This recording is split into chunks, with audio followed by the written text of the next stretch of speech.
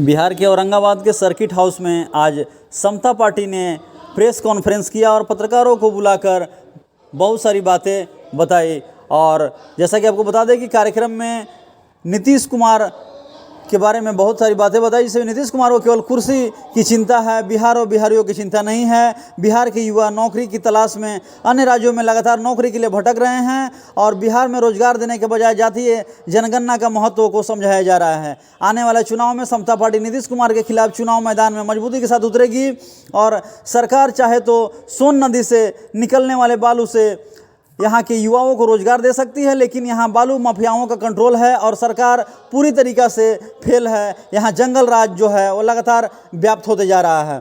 और आज इस कार्यक्रम में समता पार्टी के राष्ट्रीय अध्यक्ष उदय मंडल, राष्ट्रीय महासचिव प्रेम कुमार, सब बिहार प्रभारी, राष्ट्रीय अध्यक्ष माधुरी पटेल, महिला मोर्चा, राष्ट्रीय महासचिव मोहम्मद एजाज अहमद, अल्पसंख्यक प्रकोष्ठ प्रदेश महासचिव बिहार आशुतोष कुमार, प्रदेश उपाध्यक्ष बीरंजन, पटना महानगर प्रभारी सह राष्ट्रीय सचिव अखिलानंद पांडे जी, अरवल जिलाध्यक्ष पप्पू पासवान, औरंगाबाद जिलाध्यक्ष के साथ काफ़ी लोग जो है वहाँ विद्यमान थे और सभी ने नीतीश कुमार की सरकार को काफ़ी कोसा और समता पार्टी की मजबूती के लिए लगातार कार्य करने को संकल्पित हुए और कार्यकर्ता में काफ़ी जोश भरने का कार्य किया। ये जानते हैं कि राष्ट्रीय अध्यक्ष समता पार्टी के उदय मंडल ने क्या कुछ कहा प्रेस वार्ता के दौरान। सौभाग्य है कि औरंगाबाद के इस पावन भूमि पर हम लोगों को आने का मौका मिला है। दोस्तों, समता पार्टी मसाल छाप ये किसी पहचान की मोहताज नहीं है।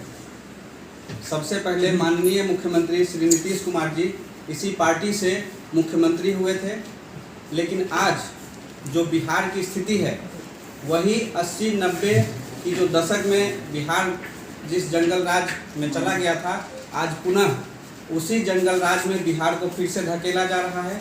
और माननीय मुख्यमंत्री जी श्री नीतीश कुमार जी जिस तरह से पहले समता पार्टी बनाए और जंगल राज के खिलाफ फिर जदयू का गठन किए, आज पुनः उसी जंगल राज की वापसी बिहार में करवाने जा रहे हैं।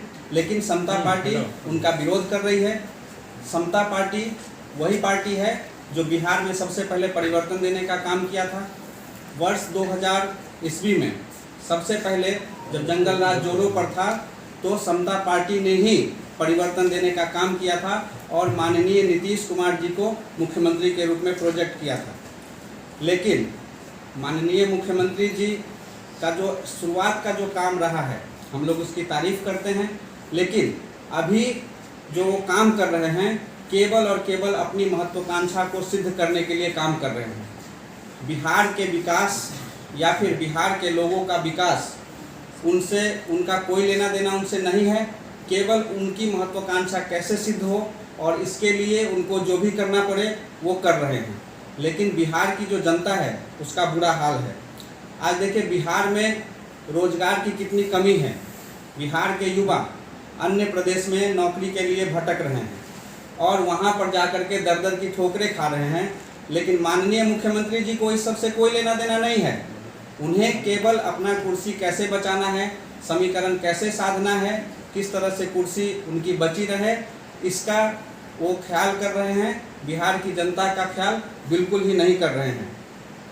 आज देखिए कि बिहार में जो जातिगत जनगणना करवा रहे थे, सबसे पहले समता पार्टी ने जातिगत जनगणना का विरोध किया था। हम लोगों ने पटना में इसके लिए राजभवन के लिए हम लोगों ने मार्च निकाला था और हमारा सफल भी रहा है। और पटना हाई कोर्ट को हम लोग धन्यवाद देते हैं कि इस पर उन्होंने स्टे भी लगाया है। जिस तरह से जो जातिगत जनगणना बिहार में करवाया जा रहा था वो केवल और केवल एक समीकरण तैयार किया जा रहा था, उसमें बिहार की जो जनता है उनके विकास का कोई भी एजेंडा शामिल नहीं था। केवल और केवल अपनी महत्वाकांक्षा के लिए जातिगत जनगणना करवाया जा रहा था। लेकिन जो जातिगत जनगणना हो रहा था उसमें भी कई तरह का फॉल्ट था जिसके खिलाफ हम लोग थे। हम लोग वाकई में जातिगत जनगणना का विरोध नहीं कर रहे थे, लेकिन जातिगत जनगणना में जो कमियां थी और बहुत सारी जाति को उपजाति बता करके और किसी अन्य जाति में गिनने का जो नीतीश कुमार जी ने काम किया था, हम लोग उसका विरोध किए थे और हमारा विरोध सफल भी रहा है। और सबसे बड़ा मुद्दा जो बिहार का है वो रोजगार का है। और यहाँ पर बिहार के अंदर आज देखिए कि यहाँ पर फिर वही पुराना जो सिस्टम था वही दोहराया जा रहा है, जो नीतीश कुमार जी जॉर्ज साहब के साथ मिल करके और लालू जी के खिलाफ समता पार्टी बनाए थे और जिस जंगल राज का उन्होंने विरोध किया था, आज चाचा भतीजा मिल करके उसी जंगल राज को वापस आमंत्रित कर और चाचा भतीजा मिल करके मलाई खाने का काम कर रहे हैं। लेकिन बिहार में कैसे विकास होगा, इसके लिए बिहार सरकार के पास कोई भी विजन नहीं है। समता पार्टी मशाल ले करके एक बार पुनः बिहार में उतर चुकी है और हम लोग हर एक ज़िले का दौरा कर रहे हैं और समता पार्टी को मजबूत कर रहे हैं। इसी क्रम में हमारी जो टीम है, समता पार्टी का जो प्रतिनिधि मंडल है, आज औरंगाबाद का दौरा कर रहे हैं और यहाँ पर भी हम लोग पार्टी को मजबूत करने के लिए यहाँ पर कार्यक्रम जगह जगह हम लोग कर रहे हैं। साथ में सारे बिहार के हर एक ज़िले में हम लोग दौरा कर रहे हैं, समता पार्टी का मशाल लेकर के हम लोग घूम रहे हैं। औरंगाबाद आने के क्रम में यहाँ पर जो हमें जानकारी मिला कि यहाँ पर जो समस्याएं हैं, एक तो पानी की समस्या है, इस पर भी सरकार का ध्यान नहीं है। जो पॉल्यूशन का जो समस्या है उस पर भी सरकार को ध्यान देना चाहिए और जो पॉल्यूशन के कारण जो भी नुकसान हो रहा है औरंगाबाद को, उससे निजात कैसे किया जाए, इस पर सरकार का कोई ध्यान नहीं है। साथ ही साथ यहाँ पर सोन नदी जो बालू उत्पादन के लिए सबसे बड़ा केंद्र है बिहार के लिए, यहाँ पर अगर सरकार चाहे तो इस बालू से कई लोगों को रोजगार, हजारों युवाओं को रोजगार दे सकते हैं, लेकिन सरकार के पास ऐसा कोई प्लान नहीं है और यहाँ पर जो है केवल और केवल बालू माफियाओं का राज चल रहा है और उससे सरकार को जो है एक तरह से समझिए कि पीछे के दरवाजे से टैक्स उनको मिल रहा है। और यही कारण है कि आज जो भी रोजगार के साधन है बिहार के अंदर, वो सारे के सारे माननीय मुख्यमंत्री जी के द्वारा बर्बाद किया जा रहा है। समता पार्टी इसका कड़ा विरोध करती है और आने वाले चुनाव में समता पार्टी, जो कि नीतीश जी की पार्टी हुआ करती थी, आदरणीय जॉर्ज साहब 1994 में इस पार्टी का गठन किए थे, समता पार्टी माननीय नीतीश कुमार जी के खिलाफ चुनाव लड़ेगी। बहुत बहुत धन्यवाद।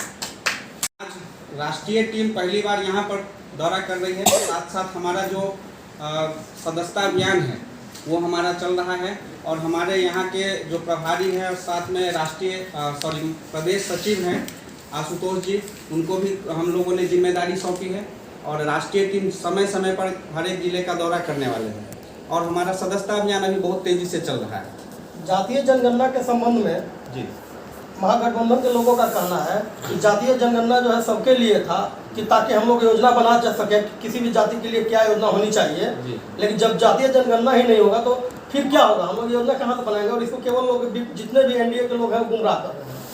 देखिए, सबसे पहली बात तो हम लोग ये कह रहे हैं कि आप जातिगत जनगणना यदि करवा रहे हैं, सच्चे मन से करवा रहे हैं, तो उसमें एक पॉइंट था उपजाति और जाति का, जो माननीय नीतीश कुमार जी का बयान है और कई नेशनल मीडिया की रिपोर्ट है। मैं आपको बता देना चाह रहा हूं कि मैं धानुक समाज से आता हूं। बिहार में धानुक समाज की 10% जनसंख्या है, लेकिन माननीय नीतीश कुमार जी ने कहा कि आप धानुक समाज है, आप जाति नहीं है, आप उपजाति हैं। आपको किसी और जाति में हम गिन करके और दूसरे जाति की संख्या बढ़ाने का काम करेंगे। हम लोग इसका विरोध कर रहे थे, इससे तो हमारा अस्तित्व खतरे में पड़ जाएगा। और दूसरी बात, अगर जातिगत जनगणना से बिहार के लोगों का अगर काम हो जाएगा, उन्हें रोजगार मिल जाएगा। इतने दिन से लालू जी बिहार में शासन कर रहे थे, अभी माननीय नीतीश कुमार जी यहाँ पर शासन चला रहे हैं। क्या इन लोगों को पता नहीं है कि कौन सी जाति की संख्या कितनी है? इनको सबको, लगभग सबको पता है। ये लोग केवल और केवल राजनीतिक रूप से एक तरह से समीकरण साधने का काम कर रहे थे, लेकिन वो भी अच्छे मन से नहीं। हम लोगों को, पिछड़ा और अति पिछड़ा समाज को बताया जा रहा है कि आपका जो हक है कोई और खा रहा है। अरे, जब आप 30-35 सालों से आप दोनों सरकार चला रहे हैं और आपके रहते हुए हमारा हक कोई और कैसे खा सकता है? तो हमें जो है केवल और केवल गुमराह किया जा रहा है। और सबसे बड़ी बात है कि 500 करोड़ रुपया इस जातिगत जनगणना पर खर्च होने वाला था, तो क्या ये इस 500 करोड़ रुपये से बिहार के लोगों के लिए कोई कल्याणकारी योजनाएं शुरू नहीं हो सकती है क्या? तो सरकार के पास इसका विजन नहीं है, उनके पास कोई बिहार के विकास का कोई एजेंडा ही नहीं है। वो केवल बिहार के लोगों को जाति उपजाति और दूसरे चीज़ों में बहला कर रखना चाह रहे हैं और अपना समीकरण साधने के लिए ये जातिगत जनगणना करवा रहे थे। हम लोग इसका विरोध कर रहे हैं।